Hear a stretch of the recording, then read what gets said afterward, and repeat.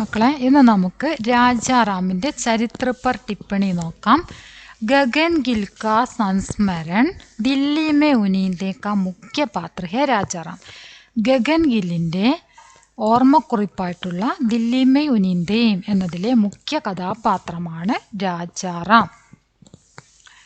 രാജാറാം ഏക്ക് auto ചാലക് ഹെ. രാജാറാം ഒരു autorickshaw ഡ്രൈവറാണ്. വഹ് Garib ബീമാർ or ബേഗർബി ഹെ. അയാൾ ദരിദ്രനും രോഗിയും വീടില്ലാത്തവനുമാണ്. घर न होने के कारण ഓട്ടോ के पिछली सीट पर सोते हैं.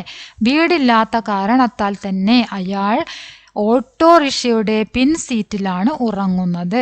വഹ് സാധാരണ ഓർ സംവേദനശീൽ വ്യക്തി ഹെ.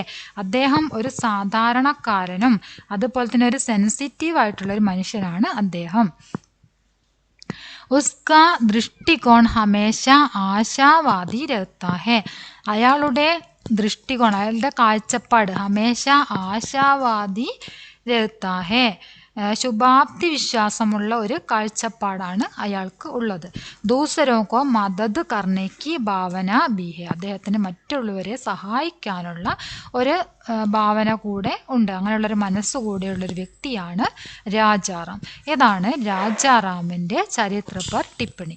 ഓക്കെ, ഇനി നമുക്ക് പടുക്കഥ അതുപോലെ തന്നെ ഡയറി. രാജാറാമിൻ്റെ ഡയറിയും ലേഖികയുടെ ഡയറിയും പിന്നെ രാജാറാമും ലേഖികയും തമ്മിലുള്ള വാർത്താലാപം, അത്രയും ക്വസ്റ്റ്യൻ കൂടെ നമ്മൾ എടുക്കുന്നുണ്ട്. കുട്ടികളുടെ നിർദ്ദേശം അനുസരിച്ചിട്ട് അവർക്ക് ചെയ്തു കൊടുക്കാൻ വേണ്ടി അവർ പറഞ്ഞത് കമൻ്റ് അനുസരിച്ചിട്ടാണ് ഈ വീഡിയോകളൊക്കെ ചെയ്യുന്നത്. ഓക്കെ,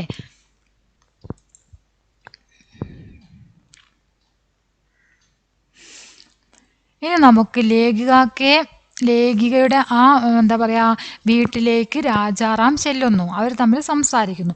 ആ ഭാഗത്തു നിന്നും പടുക്കഥയാണ് നമ്മൾ നോക്കാൻ പോകുന്നത്.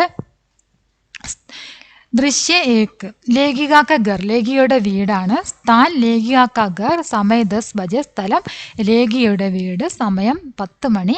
ലേഖിക ഏകദേശം 35 വയസ്സ് തോന്നിക്കുന്ന ലേഖിക സോഫയിലിരിക്കുന്നു. രാജാറാം ഏകദേശം 45 വയസ്സ് തോന്നിക്കുന്നു. അയാൾ നീച്ചെ ബഡ്തായ താഴെയാണ് ഇരിക്കുന്നത്. ലേഖിക और രാജാറാം ബാത്ചീത് കർത്തെ ഹെ. ലേഖികയും രാജാറാമും തമ്മിൽ സംസാരിക്കുന്നു. അതാണ് ഭാഗം. ഇനി സംവാദ്. ലേഖിക ആ ഗയാത്തും. ലേഖിക ചോദിക്കുകയാണ്, ആ നീ വന്നോ? രാജാറാം ഹാ ജി അതെ. ലേഖിക ആപ്പ് സോഫ पर बैठो. താങ്കൾ സോഫയിലിരുന്നോളൂ. രാജാറാം നെഹി മേ ആപ്കാ സോഫ ഗന്ദ നെഹി കർണാ ചാത്ത ഹൂം. ഇല്ല, ഞാൻ താങ്കളുടെ സോഫ അഴുക്കാക്കാൻ ആഗ്രഹിക്കുന്നില്ല. ലേഖിക തുമാരാ ഘർ കഹാ താ. നിങ്ങളുടെ വീട് എവിടെയായിരുന്നു? രാജാറാം യു പി കെ ഉന്നാവുമേ. യു പിയിലെ ഉന്നാവിലായിരുന്നു വീട്. ലേഖ യഹാ മാനേക്ക കാരൺ ക്യാ താ. ഇങ്ങോട്ട് വരാനുള്ള കാരണം എന്തായിരുന്നു? രാജാറാം ഗാവുമേ കാം ഔർ ഘർ നഹി താ. ഗ്രാമത്തില് ജോലിയും അതുപോലെ തന്നെ വീടും ഒന്നും ഉണ്ടായിരുന്നില്ല. ലേഖ ഗാവുമേ ക്യാ കാം കർത്തി തീ. ഗ്രാമത്തിൽ നിങ്ങൾ എന്ത് ജോലിയാണ് ചെയ്തിരുന്നത്? രാജാറാം ഗേത് മസൂരി കർത്തി തീ. കൃഷിപ്പണിയാണ് ചെയ്തിരുന്നത്. ലേഖിക ദില്ലി കാ ജീവൻ കൈസാ ഹേ. ഇപ്പോൾ ഈ ദില്ലിയിലുള്ള ജീവിതം എങ്ങനെയുണ്ട്? ഡൽഹിയിലെ ജീവിതം എങ്ങനെയുണ്ട്? രാജാറാം പേട്ട് ഭർനെ ആയാതാ വഹ് ഭർ ലേത്താഹും. വയറ് നിറയ്ക്കാൻ വേണ്ടി വന്നതായിരുന്നു. അതിന് സാധിക്കുന്നുണ്ട്, വയറ് നിറയ്ക്കാൻ സാധിക്കുന്നുണ്ട്. ലേഖ ടീക്ക് ധന്യവാദ്. ശരി, നന്ദി. രാജാറാം ധന്യവാദ്. അങ്ങനെ അവരുടെ സംഭാഷണം അവിടെ അവസാനിക്കുകയാണ്. നമ്മുടെ പടുക്കഥയുടെ അവസാനിക്കുന്നു. ദൃശ്യ സമാപ്ത്.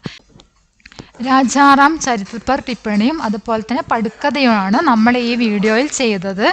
നമുക്ക് ഇനി അടുത്ത വീഡിയോയിൽ 2 ഡയറി, അതായത് ലേഖികയുടെ ഡയറിയും രാജാറാമിൻ്റെ ഡയറിയും വരുന്നുണ്ട്. പിന്നെ അതുപോലെ തന്നെ ലേഖികയും രാജാറാമും തമ്മിലുള്ള ബാത്ചീത്തും, അങ്ങനെ 3 എണ്ണം നമ്മൾ ഒരു വീഡിയോ ആയിട്ട് ചെയ്യുന്നുണ്ട്. അടുത്ത വീഡിയോ ആയിട്ടാണ് ചെയ്യുന്നത്.